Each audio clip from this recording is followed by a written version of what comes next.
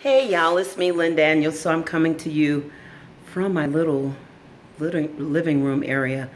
And this is part two of the video that I uploaded today about what do you bring to the table. So I really want to talk about, I want to encourage teachers, and I know, all of us are not at the same place where we are willing to open those chapters in our lives to take a closer look at the psychology behind our decision to become a teacher. But I think if we do, and I know if I do, that I can become a more fruitful, productive teacher. At least that is what I believe for myself. And so I'm just sharing this with you because I believe that with me doing it, you may be brave enough to do it for yourself. So earlier today, I watched the video from a newer YouTube teacher vlogger. I don't remember his name, but he made a video about, and it is on our teacher YouTube community page on Facebook, the video about doing case studies on our students. And so, it got me to thinking that what if we conducted a case study on ourselves? Now, I know I may not follow traditional protocol for conducting a research study. It may not, but I think that it can help us to understand our psychological makeup, our triggers, our motivations, and those things, those psychological, hidden, emotional, affective things that drive us and that push us, affect us. And I think for me, if I can better understand those, then I can be more aware of other things in my interactions with others, because right now I think I'm doing pretty okay with interacting with people, but I have a pattern and I have a set way of interacting with folks. And so and it's like self-preservation. It is also a mode of how of just getting along and dealing with people who are different. But there's always room for growth. For one thing, I noticed that I have a tendency to uh, dismiss. So I am very dismissive of individuals who are like rude, people who have certain behaviors that I find negative, and I don't like wasting time on those. I dismiss them. I dismiss everything about them. And that will work for a little bit, but that can't work all the time, because sometimes those people need to be addressed. Sometimes those people need to be corrected and called out on the behaviors that they are conducting in that calls for dismissal, or that calls me to dismiss them. You know, my rule is I don't engage in a lot of negativity.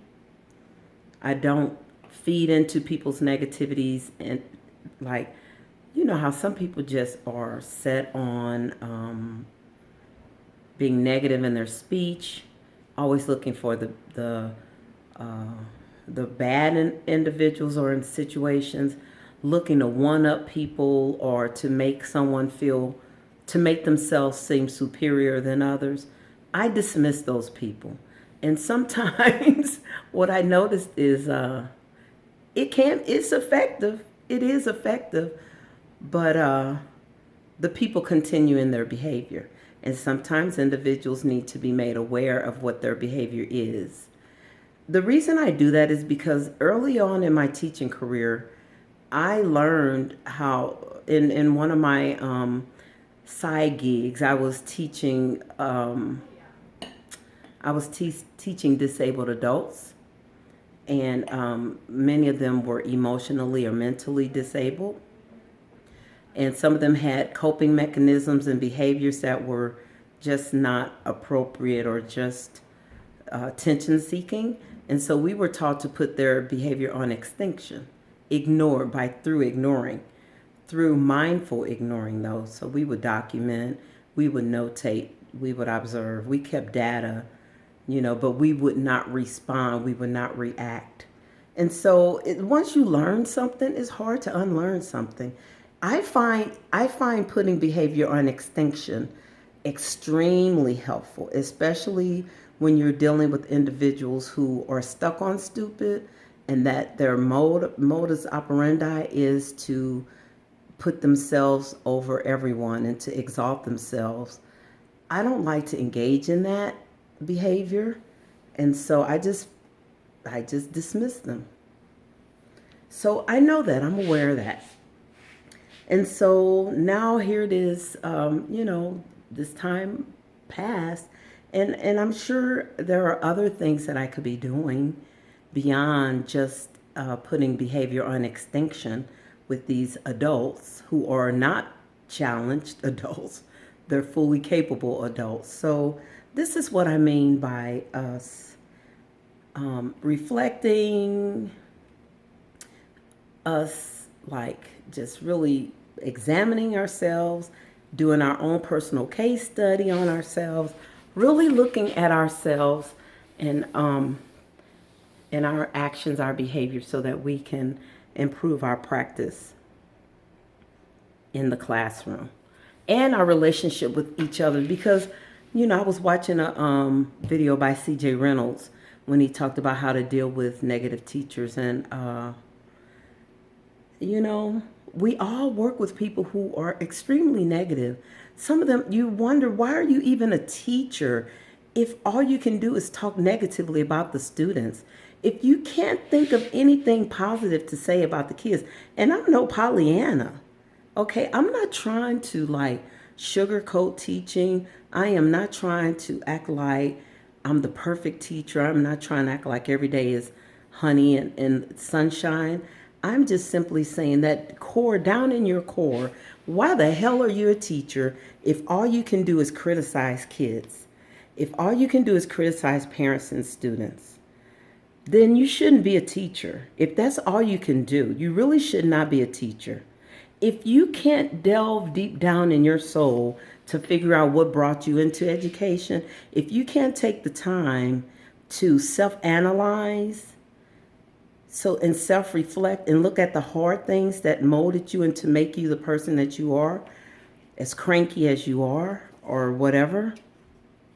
If you can't take time to do that, and you're still a teacher, and you're spewing that negativity on students and on your colleagues, then I think you need to leave. Just go. That's what I think. Now that's my humble opinion. And it may not just be my own. So, because I've already made a bargain with myself. I've already said when it becomes too frustrating, when it is no longer enjoyable, when it's too burdensome and worrisome, I'm out. So I think all of us should consider at least knowing our breaking point or our ending point. So that starts with some self-analyzing, doing a case study on yourself to figure out what makes you tick as a teacher, and hopefully to make you a better person inside out. All right, gotta go. Bye.